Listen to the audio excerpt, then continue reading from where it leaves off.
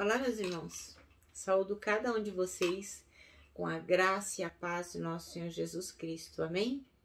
O meu nome é Miriam Anita. Eu estou aqui só para contar para os irmãos aquilo que eu entendi desse texto que está lá no Manancial, que foi escrito por Priscila Mota. O texto se chama Fiéis Dentro e Fora. E o Manancial é uma publicação de meditações diárias da União Feminina Missionária Batista do Brasil. Ok? Isto dito, acho que a gente pode iniciar orando. Senhor Jesus, em teu nome, pedimos que tu nos abençoes, que tu nos mostre aquilo que temos que aprender no dia de hoje e nos mostre, Senhor, como devemos colocar em prática. Que tenhamos ouvidos de ouvir. Obrigada, Senhor, por tudo. Perdoa os nossos pecados. É em teu nome que pedimos. Amém. Meus irmãos, o nosso texto bíblico de hoje é o Jeremias 7, de 9 a 15. Então, eu vou iniciar do 8, tá bom? E diz assim, ó. Vejam, vocês estão confiando em palavras mentirosas e sem valor. Vocês roubam, matam, cometem adultério, juram para encobrir mentira, oferecem sacrifícios a Baal e adoram outros deuses que vocês nem conheciam no passado. Fazem coisas que eu detesto. Depois vêm e ficam na minha presença, no meu próprio templo, e dizem: nós estamos seguros. Será que vocês estão pensando que o meu templo é um esconderijo de ladrões? Eu tenho visto o que vocês estão fazendo. Sou eu, o Senhor, quem está falando. Vão a Siló, o primeiro lugar que escolhi para nela ser adorado. E veja o que eu fiz ali por causa da maldade de Israel, o meu povo. Vocês têm cometido todos esses pecados que falei. Eu os avisei muitas e muitas vezes, mas vocês não quiseram ouvir. E quando eu chamei, não me responderam. Sou eu, o Senhor, quem está falando. Por isso, a mesma coisa que fiz com Siló, vou fazer com este meu templo em que vocês confiam. O que eu fiz em Siló, vou fazer neste lugar que dei a vocês e aos seus antepassados. Vou expulsar vocês da minha presença, como fiz com seus parentes, o povo do Reino do Norte. Grande advertência, né, irmãos? Temos que ficar atentos para não sermos banidos da presença do Senhor. Bom, irmãos, eu creio assim que todos vocês sabem do que se trata o Siló, mas especificamente este lugar falou muito ao meu coração. Hoje eu gostaria de dar uma pequena pincelada. Eu acredito que todos os irmãos saibam, mas talvez eu esteja falando para alguém especificamente que não sabe o que é Siló. Então, Siló é uma palavra que foi originada da junção de outras duas. E ela quer dizer o que tem o reino, a quem pertence o domínio. Então, Siló quer dizer a quem pertence o domínio. E Siló era um lugar de reunião do povo de Israel. Em Siló ficava a tenda do encontro, e dentro da tenda do encontro estava a arca da aliança do Senhor. A arca que estava projetando Jesus Cristo, né? E era como se fosse um memorial, uma profecia. E a Arca da Aliança, as pessoas vinham de todos os lugares, né? Os hebreus, o povo de Israel vinha de todos os lugares, de todas as cidades, para lá fazerem as suas orações, para lá adorar a Deus. Então, Siló era um lugar de esperança para os aflitos, né? As pessoas iam até onde estava a arca de Deus, porque ali simbolizava que a presença de Deus estava lá, né? E em Siló, a Arca da Aliança, ela ficou mais de 100 anos. Não, o Talmud diz que ela ficou 369 anos em Siló. E aí o povo de Deus foi se tornando desobediente, ingrato, e o Senhor foi ficando desgostoso deles, e as profecias foram se cumprindo, e acabou que os filisteus venceram, né, o povo de Deus, destruíram o templo, a tenda, e levaram embora a Arca da Aliança. E ela ficou lá no templo do deus Dagon, dos filisteus. E, logicamente, o Senhor ficou muito triste, né, com todos esses acontecimentos. Então, o que acontece?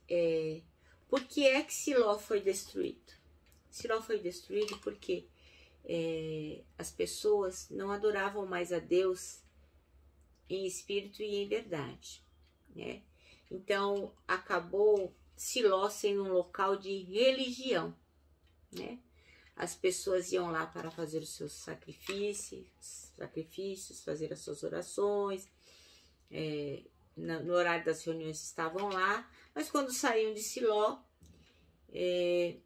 elas voltavam à sua vida de adultério, de maledicência, de corrupção, enfim, de fazer coisas que desagradavam ao Senhor tremendamente, né? Então, inclusive lá no texto de hoje, em Jeremias 7,12, o Senhor fala assim, ó, vão a Siló, o primeiro lugar que eu escolhi para nele ser adorado, e vejam o que eu fiz, o que o Senhor fez lá por causa da maldade humana. Então o Senhor está dizendo, ó, presta atenção, não dá para ser dois, presta atenção, vê lá o que eu fiz. Eu mesmo escolhi Siló para ser adorado e eu, né, não tive misericórdia. Lá em Josué diz assim, no versículo 1 do capítulo 18, toda a comunidade de israelitas reuniu-se em Siló e ali armou a tenda do encontro. Então você vê, né, era ali que o Senhor estava. E por causa da maldade humana, você pode ver lá em Jeremias 7,12, diz assim, ó, portanto, vão agora a Siló, o meu lugar de adoração, onde primeiro fiz uma habitação em honra ao meu nome, e vejam o que eu fiz por causa da impiedade de Israel, meu povo. Então, assim, a gente acabou de ler, li duas traduções diferentes, e o que acaba sendo concluído no Salmo 78,60, que diz assim, ó, abandonou o tabernáculo de Siló, a tenda onde habitava entre os homens. Então, assim, o Senhor, ele é muito misericordioso, mas ele não se agrada com vida dupla, não. Ele não se agrada. Então, é importante que nós saibamos que o Senhor quer de nós sinceridade. Então, o nosso texto de hoje do Manancial diz que o rei Josias, à época, tirou do meio do povo todo tipo de idolatria, todas as práticas que desagradavam ao Senhor. Ah, tá bom, então tirou os postes altos, as idolatrias, então agora vai, né? Agora vai ser um povo do bem, povo do Senhor. Mas, é assim, aparentemente o povo vivia um tempo de adoração. Mas era só aparentemente, porque Jeremias, ele denuncia isso. Ele fala, opa, deu ruim, vocês não estão fazendo o que Deus quer não, porque isso aí tudo é fachada. Então, vocês não são tementes a Deus, vocês estão fazendo coisas inescrupulosas, coisas que o Senhor não se agrada, e estão fazendo de modo secreto. Quer dizer, as pessoas não viam, parecia que tudo estava bem, mas não estavam. Então, eles iam para o templo e lá eram adoradores, saíam do templo e deixavam de adorar o Senhor, praticando coisas horríveis. Porque a gente não adora o Senhor só lendo a Bíblia, orando, falando. Não, a gente adora o Senhor com a nossa vida, com o modo como a gente age, como a gente se solidariza, como a gente abraça o irmão, acolhe, hospeda, enfim. Então, o Senhor compara o templo a um covil de ladrões, assim como Jesus fez no Novo Testamento, né? Que ele ficou nervoso, botou todo mundo para correr e falou, vocês estão pensando o quê? Que o templo do meu pai é um covil de ladrões? Então, assim, e por que o Senhor fala isso? Porque os judeus passavam horas e horas declarando santidade, mas gastavam os seus dias cometendo atrocidades fora dali. Então, eles se sentiam seguros por poderem expiar seus erros com práticas religiosas, esquecendo-se que Deus é justo e opera na verdade. Então, o que acontece? Eles, os judeus, como muitos de nós, iam para o templo, então ofereciam sacrifício, oravam, liam lá o Talmud, eles, enfim, cumpriam todas as regras da religião, cumpriam todas as regras.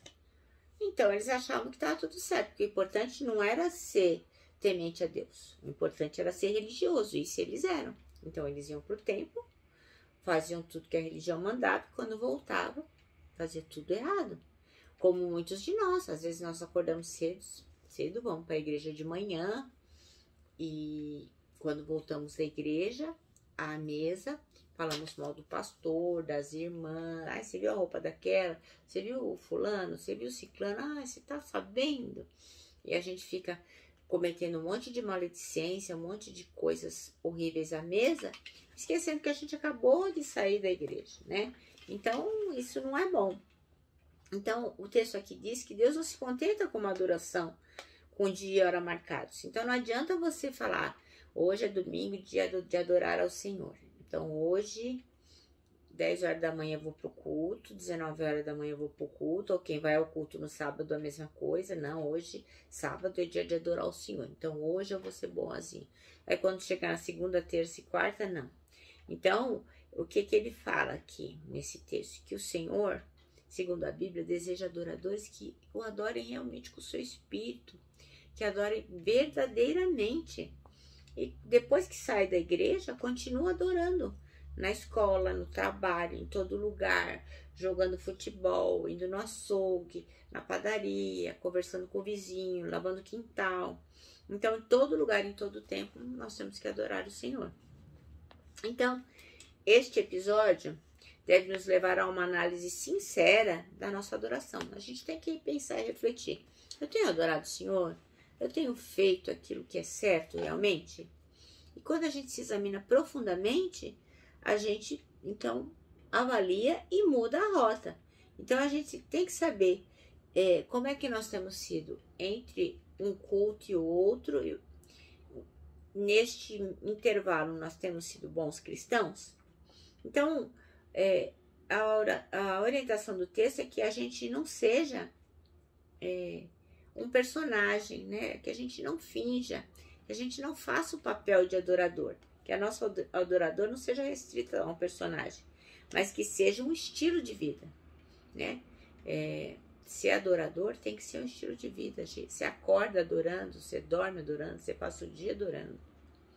Então tem que ser uma prática constante, repleta de ações que exaltem a Deus em todo o tempo, em todos os lugares, diante de todas as pessoas.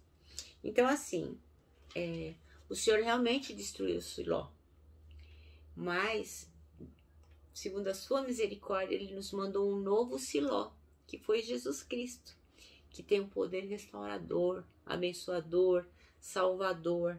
Então, assim, sim, lá no passado o Senhor advertiu, e realmente o povo sofreu todas as consequências, mas hoje em Jesus nós temos revelado o amor de Deus nesse novo Siló, que é Jesus Cristo. E é através dele que a nossa vida deve ser mudada. É através dele que nós temos condições de adorarmos a Deus em espírito e em verdade. Bom, irmãos, eu termino aqui com essa última frase do nosso manancial, que diz: Senhor, que teu Espírito Santo me faça lembrar todos os dias de que tudo que eu sou, tudo que eu tenho e tudo que eu faço deve glorificar o teu nome. Bom, irmãos, que nós possamos confiar nesse novo Siló que é Jesus Cristo e que possamos viver todos os dias de forma que o agrade. Eu me despeço aqui com o meu abraço fraternal, com o meu abraço de ursa e, lógico, né, com a palavra de ordem que é saudades.